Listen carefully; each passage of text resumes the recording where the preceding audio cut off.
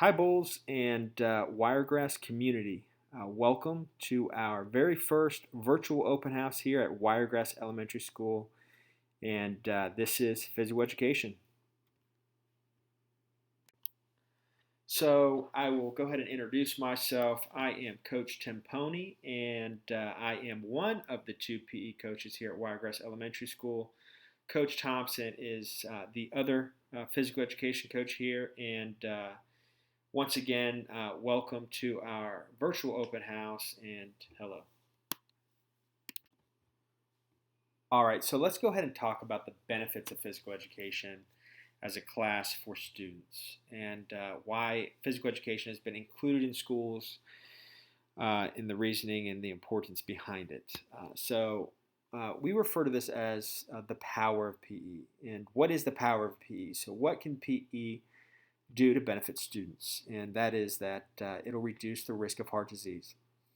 Some more examples is that it'll improve academics and fitness, build self-esteem, reduce students' anxieties, and improve their social skills just through team building, team sports activities. These benefits have been recognized by major organizations such as the American Heart Association, the NFL with their Play 60, and Special Olympics. So we talk about the power of PE to students so they understand how important it is to get up and get active. Now let's go ahead and talk about the Wiregrass Way. And our theme this year is for students to climb higher, and to achieve their goals, and to not just stop once you've reached those goals, but to strive for the next goal. And that kind of it goes to our school's culture, which we refer to as the Wiregrass Way. And it's based off of four core values: focus on learning, chase goals, value people, and pursue safety. These have been put in place as a foundation for students or a pathway for their success here at Wiregrass Elementary School. And basically, it allows them to achieve their standards-focused, learner-owned experiences. Now, another major topic this year is the schedule, and it's very important that students understand the schedule, and it is based off a 6-day rotation this year compared to a 5-day rotation. So we don't necessarily go by days of the week. We go by day 1, day 2, day 3, day 4, day 5, and day 6. So it's important that students understand what day we are on within that rotation, just so that when they have PE, they arrive prepared. A lot of times students may not have the right footwear on, and that kind of goes against our school value of pursuing safety, because it's hard for students to pursue safety and even participate if they don't have the right active shoe wear while at physical education. So we all have schedules, we all have calendars, we all have reminders and routines. So this is our schedule for students, and it's important that they also know and have that responsibility in knowing when they have physical education and how to arrive prepared for physical education. Also, we encourage students to bring water bottles out there, hats, and sunglasses. We are in the summer season, so it is very hot out. And we encourage students to obviously drink a lot of water and stay hydrated, and really just protect themselves from the sun. Let's now go ahead and talk about physical education curriculum here at Wiregrass and kind of what that looks like for students.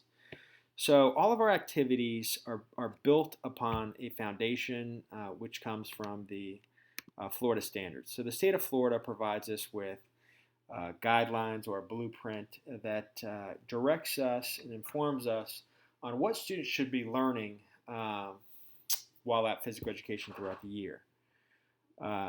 So some of these activities, this is kind of like a general overview or snapshot of some of the concepts covered in our first quarter.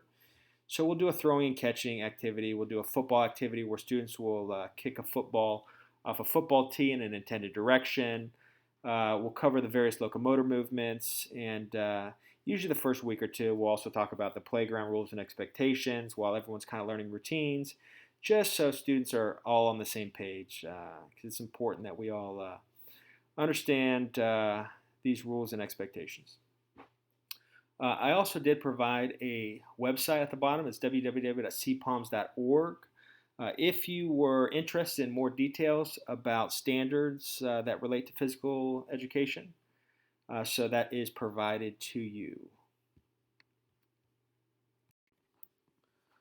Let's now go ahead and discuss the next topic, which is students' grades. It's important that students understand how their hard work and effort is correlated to a letter grade here at physical education. So students' grades are basically composed of these skill-based assessments for each activity, and that these matrices are based off our Florida PE standards.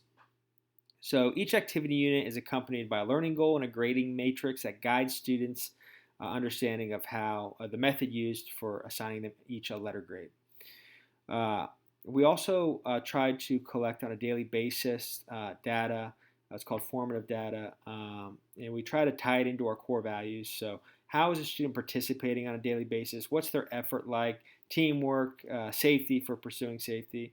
For example, teamwork, we do a lot of team building and team sports activities. Students are constantly collaborating with each other. So, they need to understand that it's so important that they value each other and they're uplifting each other. So how are you valuing peers and your classmates on a daily basis? So it's important. And again, with each activity unit, we'll have a learning goal and a grading matrix, and sometimes we'll have task sheets if it relates to the activity. And we have the classroom rules and expectations always displayed for students to visually see their expectations in a print-rich environment. And the goal or the win for students is really to learn the content. It's not just about passing a test or having to demonstrate the understanding of the concept or skill the first time. So, you know what? It may take 1, 2, 3, or 4 attempts to demonstrate the concept or skill, and that's okay because we want students to learn the content and we want them to succeed in their goals, definitely. So furthermore, also students who receive accommodations and modifications, we follow those guidelines and we provide the least restrictive environment for those students in each activity unit. So if you look at the picture right here, you'll see the learning goal displayed. So this was a wiffle ball activity we did last year in week 10. And the schedule is also there and the rubric at the bottom. So the learning goal was that they're going to hit a wiffle ball with the correct setup, the correct technique, and in the intended direction. And that kind of correlates down with the rubric. So are students able to set up a wiffle ball on a batting tee in the correct manner? Is their technique and batting stance correct? Are they able to make contact with that wiffle ball and send it out in an intended direction? A lot of times we'll tell students, hey, hit it into the grass because that's your intended direction. So can they hit the wiffle ball into the grass? And then a lot of times there are students that are just going above and beyond our core values and expectations set for them.